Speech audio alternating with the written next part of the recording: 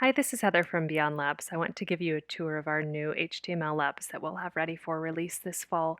We'll have all the Gen Chem and the organic labs ready, and the other labs will be coming soon afterwards. So if you are an old user and you've used our old labs before, or if you're just looking for the first time, we hope this will give you a good view of the functionality of the labs.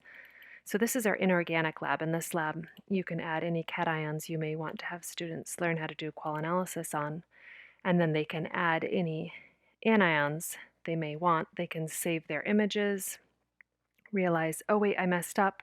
Let me clear that and start all over again. Actually, I meant to just do iron 3, and let's see what that does as an oxide. Okay, let me save that image.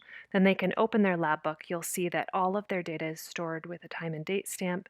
It'll have their username attached, so it's much harder to cheat, and they can take write all their observations here, and then they can just send you the links for their lab book. You'll just open it right within your browser. All of this is browser-based now. They won't need to install any software, so it'll be compatible across all devices.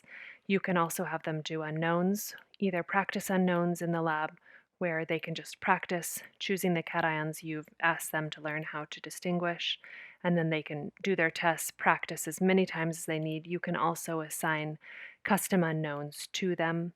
And so you can assign specifically what unknowns you want each student to do in the lab. They can always save the lab at any point, and then they can send you that link and you can see exactly where they got stuck and what they did, and that works the same across all of our labs. This is the titrations lab.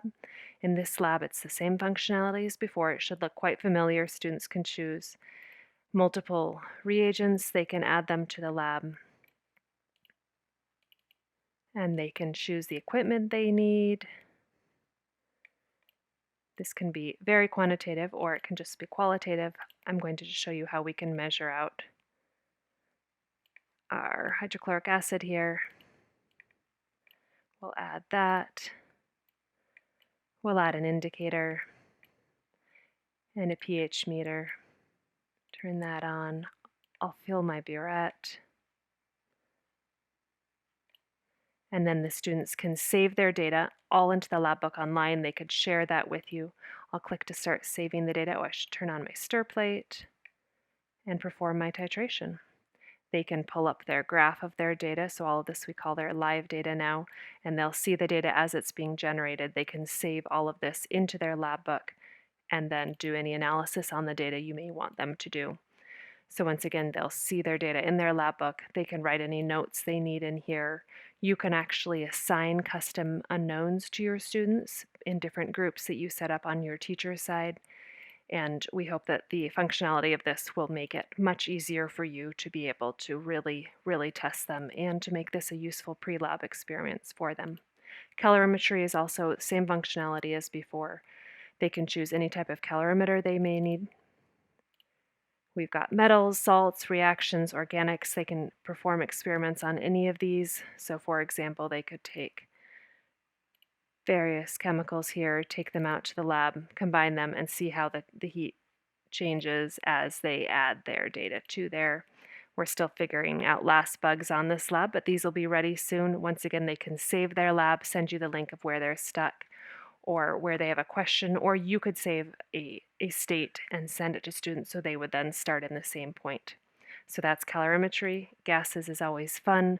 We have all these different experiments that you could do here. For example, I'll show you, but the balloon lab. Choose any type of gas that you may want. I'll just start with an ideal one. We'll add some gas to our balloon. And then once again, you can see in the live data, as we adjust these values, you'll see how the data changes. You can save all this data into your lab book, then your students could do all the analysis they may want to do on that. So, oh, I exploded it. So they can save all that data and study it however they need, reset the lab at any point to clear it and start all over again. And finally in quantum, for example, here I just grabbed an alpha source. You could put out metals, so they could do a Rutherford experiment, or liquids to do absorption, diffraction experiments, all sorts of experiments here.